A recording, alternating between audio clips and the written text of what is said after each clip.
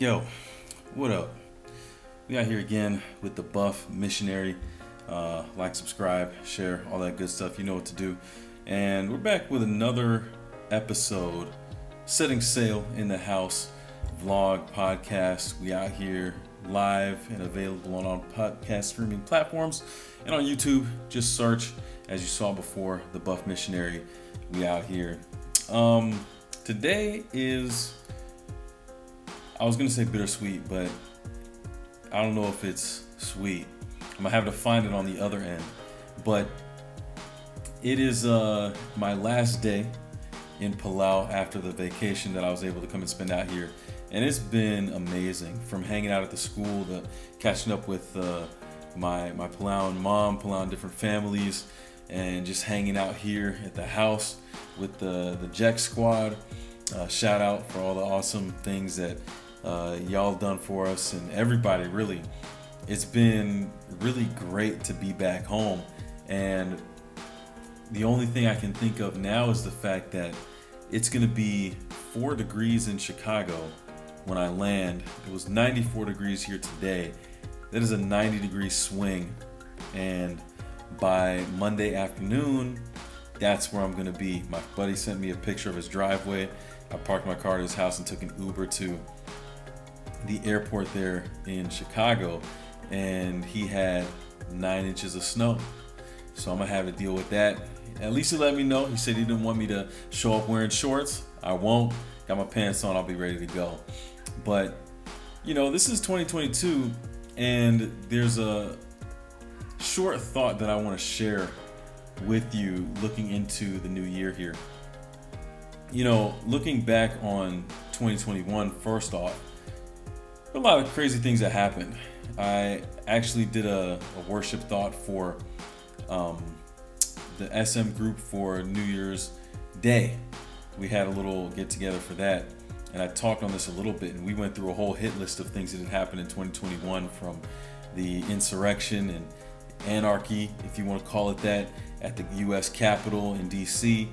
You had, I think, an Ethiopian civil war that had broken out 2 years after their prime minister won the Nobel Peace Prize. You had the US pulling out of Afghanistan, and after 20 years, after being there, imagine that, the war on terror and all that stuff. And it seemed like 20 minutes after they had left that the Taliban took over the entire country all over again. That was a crazy scene. And never mind COVID, right? I mean, by the time COVID is all said and done with, there will probably be so many variants that we're out here thinking the multiverse is real. I'm just saying. But the bottom line is, there are a lot of things that happened in 2021 that could make people fearful. There are a lot of things that happened that people were definitely scared of. A lot of things that people struggled with, not just on this big kind of pandemic and global scale, but also on a personal level. I know a lot of people who dealt with loss due to loved ones passing away, whether it was from COVID or something else.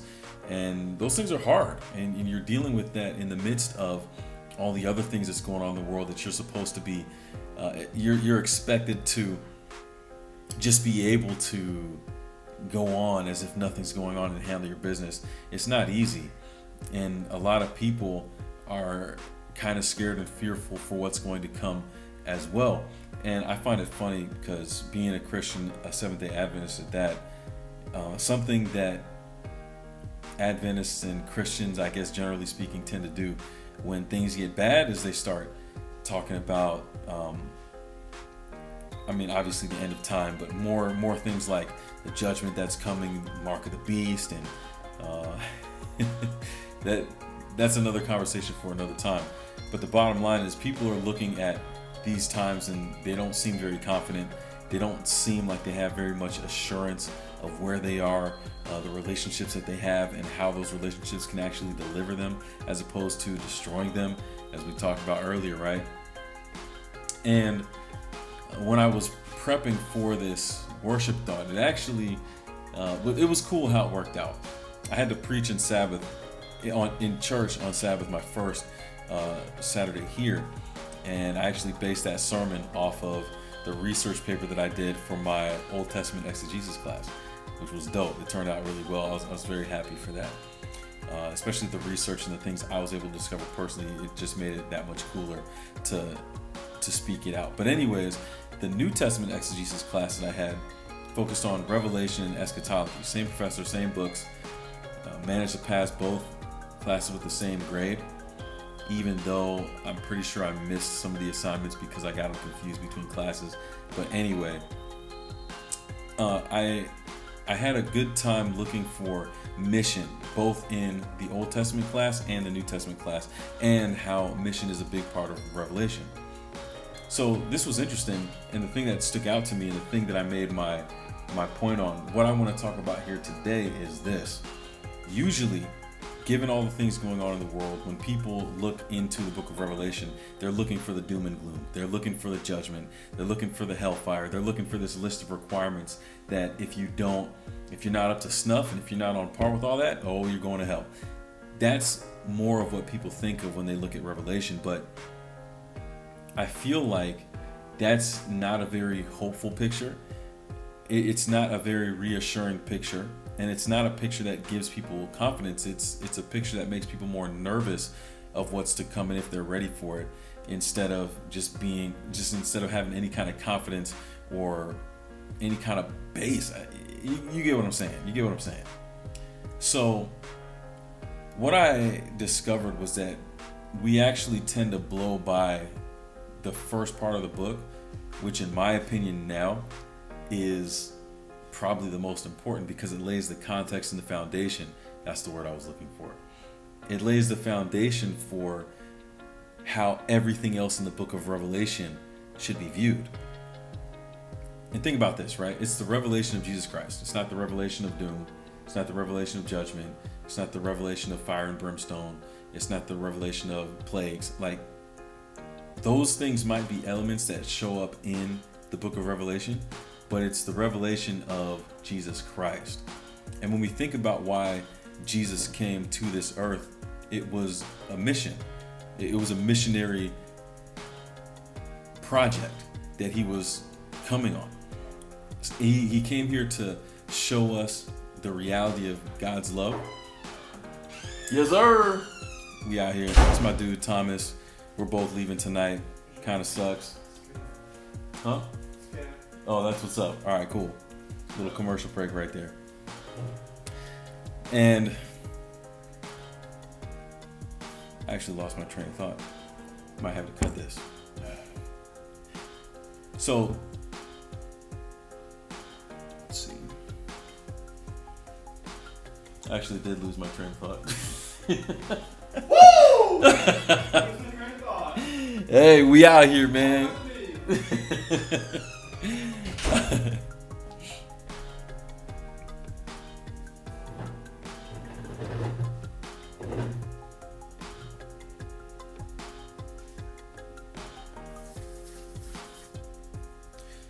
Okay, I got it. So Jesus came on a missionary expedition to this earth. First of all, to show us the reality of God, his love for us, and the fact that he wants to be in a relationship with us. And two, to actually save us from our sins. There's deliverance there, and there's a good picture of God and his love there.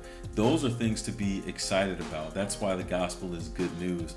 Those are not things to be scared about or just really fearful about. So what I'm getting at is, when you're talking about the revelation of Jesus Christ, we have to look at this and understand that Jesus Christ came to do certain things. So the revelation of Jesus Christ is just an exposition or an expounding upon the reality of the fact of God's love for us, his desire to be in a relationship with us, and the fact that he wants to deliver us when there's all these things going on outside that could destroy us.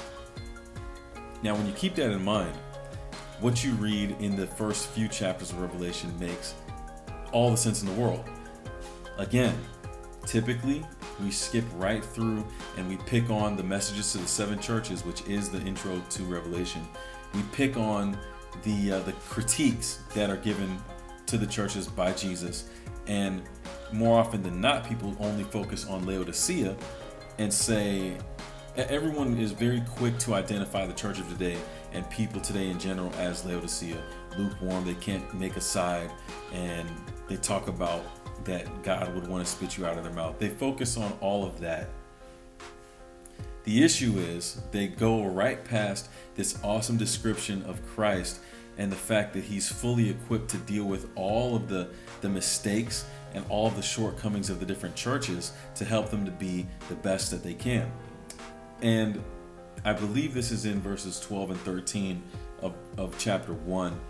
Go check it out for yourself, read through that, and take your time doing it so you get a better picture of this. But it doesn't just give you this awesome description of Christ. It also tells you where he is.